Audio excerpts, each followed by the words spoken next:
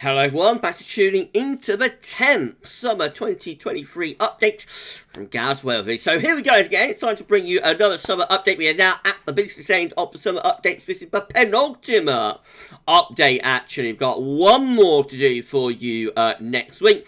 And then we're done with the summer updates, other than, of course, the final season model roundup, where we get all the long range products together. We'll be basically done, though, next week with our summer updates, and all that will be left will be to reveal our forecast, to reveal, wow. I don't know, on the 28th of May, on the 28th of the month, so just a couple of weeks ago, and we will be releasing our summer forecast. How exciting is that, everyone? I don't know. We've got a big update to go. I'm so sorry, buddy. Got a big update to go this week because we're doing ENSO for this one. So we're having a look at ENSO to summer data, or El Nino to summer data. It looks as though El Nino is on the way. And I shall get on with that for you in a moment. Just to say that the first video release day was our 6 AM UK weather forecast. So there will be a 10 to 14 day coming up for you later on today as well. By the way, please like, share and subscribe on all of today's videos. And we thank you so much, everybody, for doing that. Thank you so much to Richard for the incredible summer updates given. What do we make of this, everyone? What about that? So not only have we got Creepy the Crab, we've now got Gav in his speedos. Yes, on our live stream on Monday, the name picker chose Gavin for the name of the Sunbather, nominated by Mark Kanish. I don't know, I wish I was a spinner. Mind you, I have lost a few pounds, haven't I? Only a few, but, you know, I'm looking a little bit closer to him, but I'm nowhere near as thin as he is, that's for sure.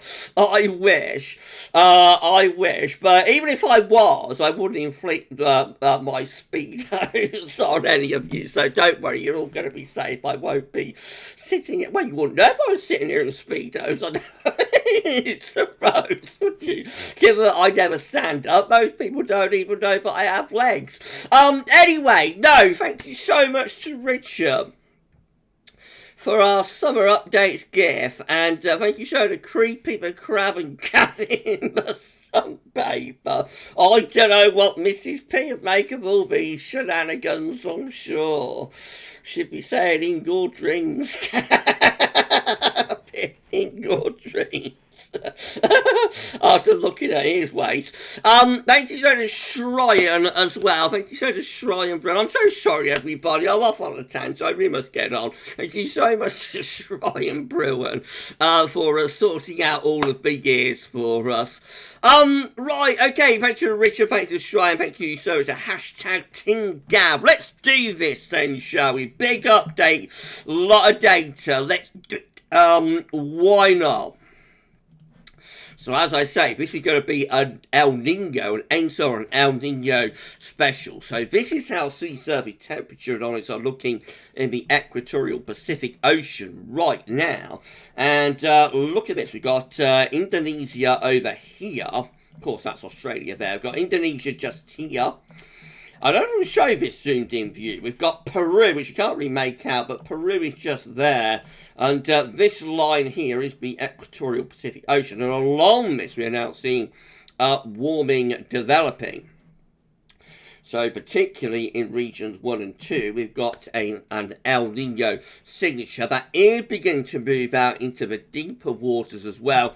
Excuse me, of the central region 3.4 equatorial part of the Pacific Ocean, and even heading towards region 4 as well. So it looks as though El Nino is on the way. You can see that towards the coast of Peru, the anomalies are actually really quite intense indeed. Temperature anomalies There we see that the temperature is like 3 to 4 degrees above average, which is very hot, very high for this particular point of the year. Remember, El Nino generally strengthens through the year and reaches its peak in the winter around Christmas. That's why it's El Nino for the little boy, and Christ child. So the fact that we're seeing such intense anomalies already makes you wonder how this is going to be shaping up, excuse me, by the end of the year, doesn't it? But it definitely looks as though El Nino is coming. That's what CFSB2 is predicting as well. So at the moment, we're just on the border, actually, in region 3.4, just like on the cusp of it. We're on the cusp of El Nino. Remember, the temperature is going to be half a degree above average or more over 5 tri-monthly periods, again, El Nino designated. So we've almost now reached that all-important half degree above average. We have got to run that over 5 tri-monthly periods. It looks as though CFSB2 has us into an El Nino by the middle of the summer, and then just strengthens it, right the way through to the end of the year. Dates on the spot of the chart, of course, in monthly periods. So we peak sometime around November, December, and that's a super Nino. The CFS V2 is forecasting a super El Nino going to 2.5 degrees or more above that. So it's probably going to be over the top. We are still at the spring predictability barrier, which means that, the models have a job to work out how strong these events are going to be. But that's to be at the spring predictability barrier, though, that is a very strong signal to have an El Nino. So it looks as though we're going to have an El Nino. The only question is how strong will it be in the end. I would suspect this will probably do something like that, but we shall see. We had a Super Nino 2015-16, remember, so it would be quite unusual to get a Super Nino so soon after that, but we'll have to wait and see how it all pans out. So it looks like El Nino is coming, and that is the basis that our ENSO analogues are going to be looking at for this summer update. So we're going to start off just with generally developing El Nino summers. Why not do that? Thank you so much to Shrine for getting these together for us. Now, by the way, the years where El Nino might start developing in late winter or into the early part of the spring, they are excluded. These are purely sort of late spring to particularly summer developing El Ninos. Okay, so 1951 is our first developing El Nino summer. This is a very unsettled summer with below average heights through northern and western parts of Europe. Quite a cool and wet summer to start us off. The next summer, but it's just a generally developing El Nino summer, is 1963. This one also quite unsettled. Both of the summers in the 1960s were with low pressures, below average heights, covering most of northern and also western Europe. Then we've got one of the worst summers of the 20th century. It's 1965. This is a very cold and also wet summer, with low pressure just engulfing most parts of Europe. Remember, the 1960s are notorious not only for cold winters, including the daddy of cold winters, 263, but they are notorious for having really bad summers as well. So not especially reflective of the current climate.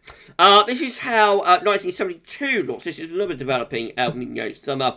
And this one, not quite as bad, but still quite unsettled, pretty below average heights, knocking around the place. We do get some higher pressure, though, up towards Scandinavia, so it looks like much of northeastern Europe has quite a warmish summer, but I think generally quite a mixed summer for us. Quite a long gap, then, to 1991. Remember, years such as 82, 83, where the El Nino was developing earlier in the year, they're excluded. So our next year that is relevant is 1991. This is a classic backloaded summer, and it's a sort of analog that doesn't tell you a great deal about the summer, to be honest. There's some higher pressure towards our southwest, some low pressure in the North Atlantic, and some low pressure over towards Scandinavia. But it doesn't tell you a great deal. It actually has a very cold and wet start to the summer in June. And then by the end of the summer, actually into August and September, we have significantly warmer weather, much warmer in August, and also a prolonged late summer as well, carrying on into September of 1991. Next up, we have 1997. That is just a developing El Nino summer. So this one with a lot of high pressure up towards Scandinavia and low pressure is tending to be to and winds in from the east. Now this also has a very warm August. Late summer becomes notably hot in 1997. It's quite a wet start to the summer. And actually, it is quite a wet summer overall. Even August, whilst a very hot month, has a lot of thunderstorms. But the earlier part of the summer is like the cooler, wetter period, and then it gets significantly hotter. The second half of the summer, very hot August, one of the hottest Augusts on record in 1997.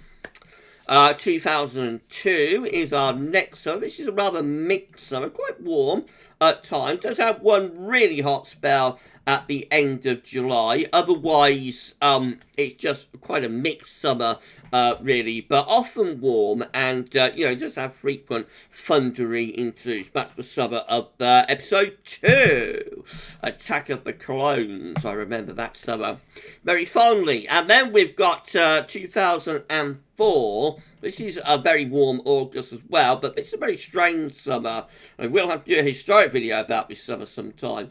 This one has lots of low pressure across northern Europe and also into the Atlantic. The thing with this summer is, especially in August, it's an exceptionally wet month. It includes the Boscastle, I should say, flooding, and it's primarily caused by the remnants of hurricanes tracking up into the North Atlantic and then sweeping into northern and western parts of Europe. So it's a very odd August indeed, given that it's like kind of tropical sort of month. Very, very warm, often quite hot, but also exceptionally wet with severe rains and whatnot. The earlier part of the summer is just generally quite mixed. Right, let's put all of that together then. So this is how all of the developing El Nino Junes combined are looking. Look away now if you want a hot June. Very unsettled signal with deep low pressure across much of Western Europe. That's how all Julys combined are looking. Start to raise the heights a little bit in the Atlantic, but overall it still looks a pretty mixed picture, really, that, doesn't it? And then all August combined probably has the best potential because we do see a Scandinavian high, but it's still a lot of low pressure around the place, around Western Europe and into the North Atlantic. But with this high pressure over Scandinavia, we could at the very least be bringing in winds from an easterly direction some of the time, and so could be relatively warm but maybe quite volatile with a lot of those August. And that's how all summers combined are looking, just with standard developing El Nino summers, and they look quite unsettled. It is a very unsettled scene. There's some high pressure towards Scandinavia, but overall it's an unsettled summer picture. Right, that's the first sector. And so what we're going to consider now, of course, is the fact that we're not only seemingly having a developing El Nino summer, but it's coming off the back of a La Nina, which makes this all a little bit more unusual. So we can see this again on the CFS chart, actually. So currently we're around ENSO neutral. The forecast from the CFS B2 is to take us up into a Super Nino by the end of the year. Again, that's probably overdone, but it does look as though an El Nino event is on the way. So we can see from the black line here, though, that through 2022 and the winter of 2022-2023, we actually have a cold event going on. We actually have a La Nina, albeit quite a weak one, but we are under that minus 0.5 degree, below average threshold. So yes, last winter was a La Nina winter, and it was the third in a succession, or a trilogy, I suppose, of La Nina winters, but started with 2020, 2021, actually a long time ago now. So we're going from Nino to Nino through this summer. So there are some years that did that. 1965, we saw it a moment ago, is one of them. Again, this is a really cold, wet summer across most of northern and also Western Europe. Also 1972 does that as well. Goes from Nino to Nino again. This one quite an unsettled summer. 1976 though. Look at this. This is a El Nino developing after La Nina summer and after a triple dip La Nina as well, by the way. So within the summer forecast, you know, on the spreadsheet when we do the forecast, this will be weighted quite highly because this is one of the closer sort of years, you know, to the current scenario in terms of ENSO, given that there was a triple dip La Nina through the 1970s, began with 73, 74, I think, went on through 74, 75, and then culminated with 75, 76. Now, the summer of 1976, of course, it is the daddy! It's the daddy! The daddy! Daddy, daddy cool, daddy, daddy cool, daddy, daddy cool, daddy, daddy cool. Sorry, everyone, I loved Boney M when I was a kid. No, but look at this. High pressure is centred right over the top. I'm so sorry, but high pressure is centred right over the top of UK and Ireland. You can see how unsettled it was across most parts of Europe in 76. Loads of low pressure all over the place in the Atlantic, across Europe up towards Greenland, but we found ourselves under that stationary ridge. And so it was the daddy of hot summers. It culminated a long drought that started at the end of 1974 and was still going in the summer of 76. Standpipes all over the place, reservoirs running dry, everybody having to share their bath water of that, and you know, it was really, really hot and dry summer, that one. So there we go, 76 is there. I've also got 2006. Look at this again, developing El Nino after La Nina. This one again, it's a hot summer. Not remembered like 76 because it doesn't have like the drought that goes with it. Actually, it's around quite a wettish period in the middle of the 2000s. But it has a very, very hot July. August lets things down a little bit, but June and July 2006 are really dry and warm months. Again, that is a developing El Nino after a La Nina. We've also got 2009 as well, the barbecue summer. And maybe you can see why the Met were thinking about a barbecue summer, you know, when they did their infamous forecast for the summer of 2009. The analogue probably looks worse than it actually is, to be honest. So June 2009 has quite a lot of dry and warm weather. July is a little bit of a stinker in 2009. There is quite a lot of rain.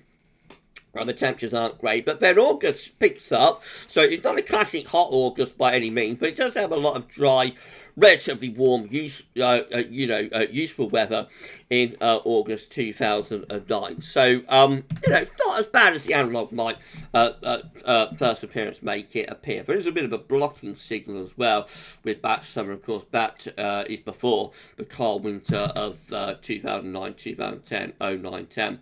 And then we've got 2018. So clearly this is a much better set of analogues when we have El Nino following on from La Nina. So this one again with high pressure ridging in from the Atlantic into much of northern Western Europe. Again, we have a really hot summer, particularly so in June and July. Again, since 2006, August lets things down a little bit, but when 2018 is on, you know, when it's on it, it really is on it, and it's very, very hot in July of 2018.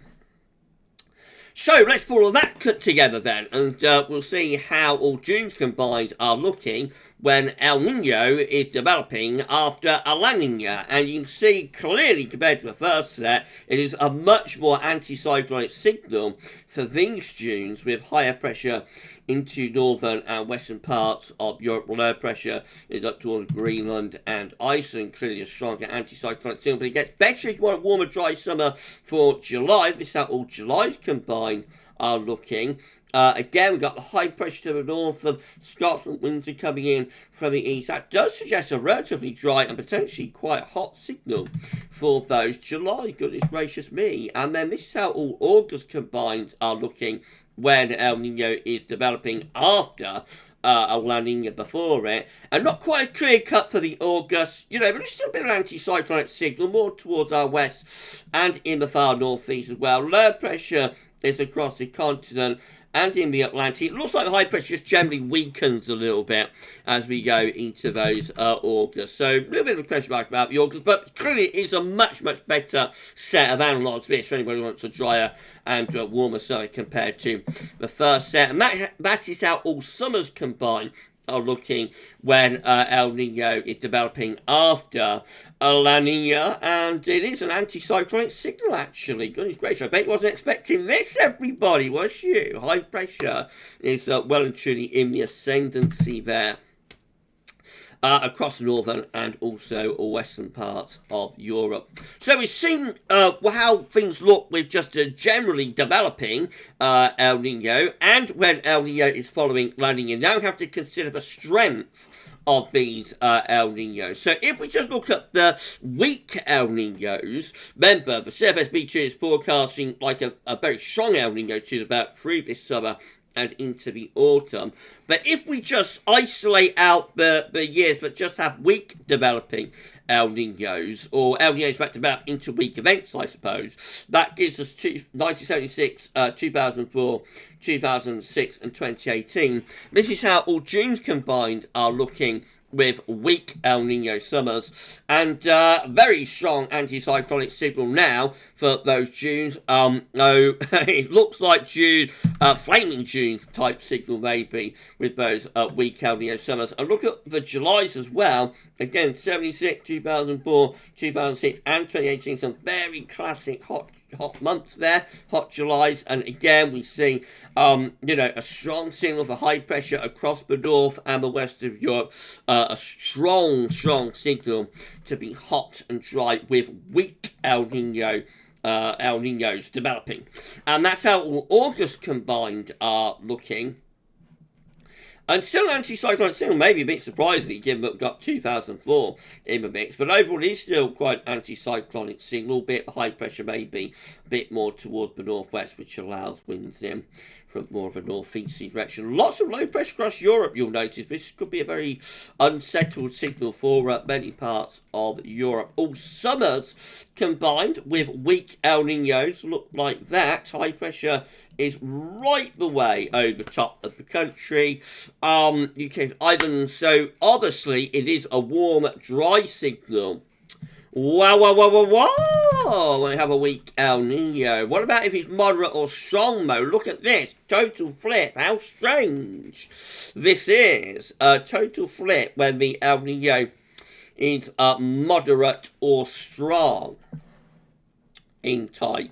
So instead of that anticyclonic signal for the Junes, we actually come away with a very cyclonic, very low pressure type signal across northern and western Europe. A very wet June is indicated. Remember, the CFS, and it isn't alone in this, the CFS is indicating that the El Nino will become quite a strong event as we go through the summer and into the autumn as well, by the way. That's how all Julys combined are looking when we have a moderate or strong El Nino. Again, it looks much more unsettled compared to the weak El Nino set, and that's how all August combined are looking.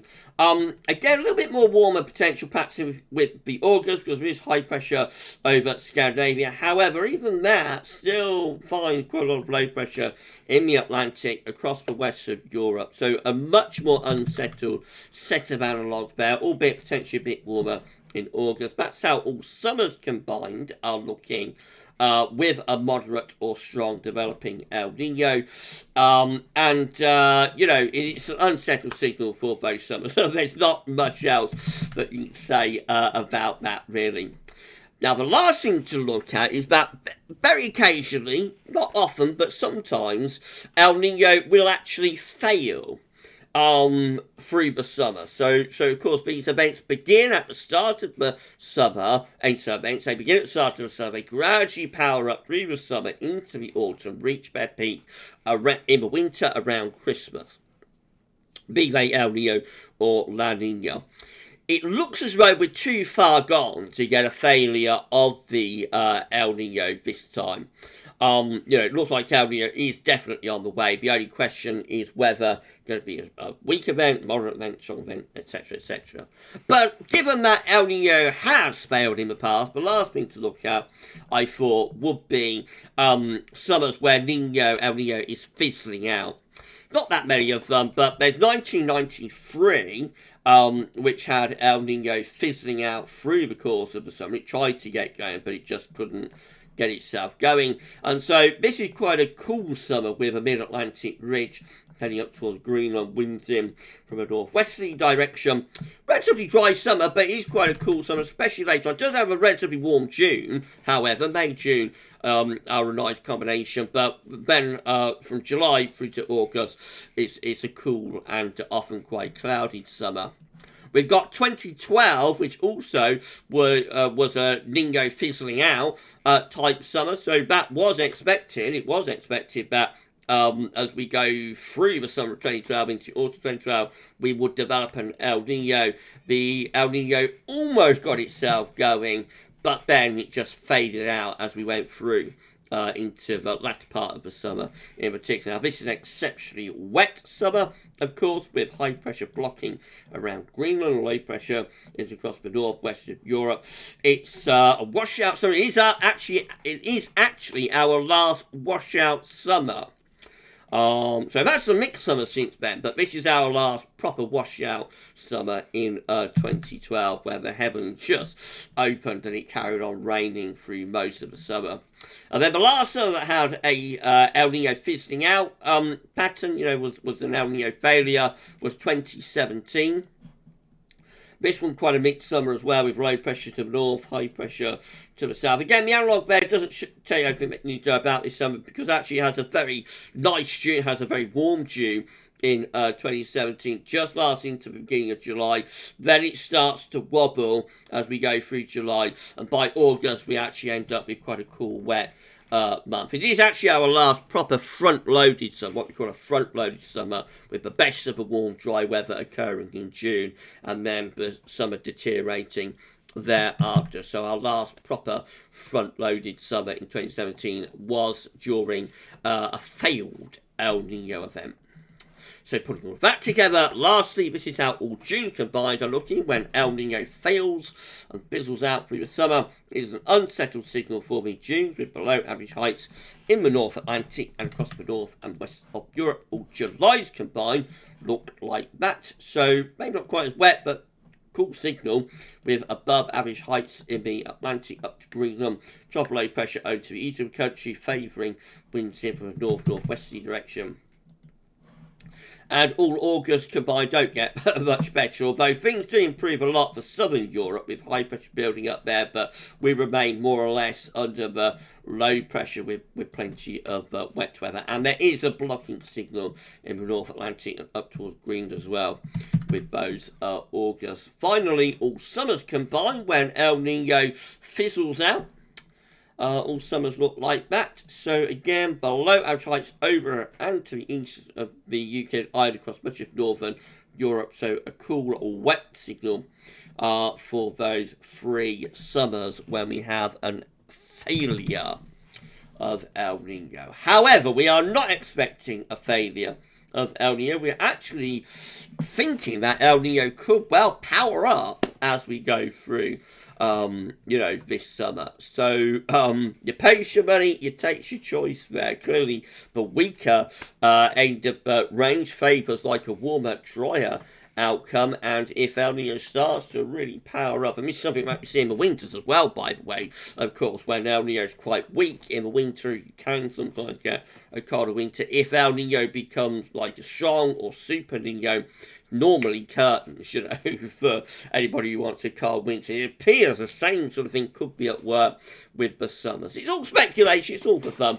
but there we go, that's how the data is looking. Right, that is your penultimate summer 2023 update done, and just got one more update to bring you next week. That'll be a QBO special. We're not going to be able to bring any May data for these summer updates and the summer forecast because, the final Sunday before we release the forecast is too far away to be able to make projections in terms of the seating and whatnot for May. So we are going to be able to be unable to bring you May data. So the final set of analogues next week for the 11th and final summer update will be for the QB over quasi-BN oscillation, and more about that same time, same place next week. Thank you so much to Richard, to Creepy, and also to Gav for the give I do, and thank you so much to Shryan for sorting out the years for us. And that's it. We'll be back with more summer updates, more summer data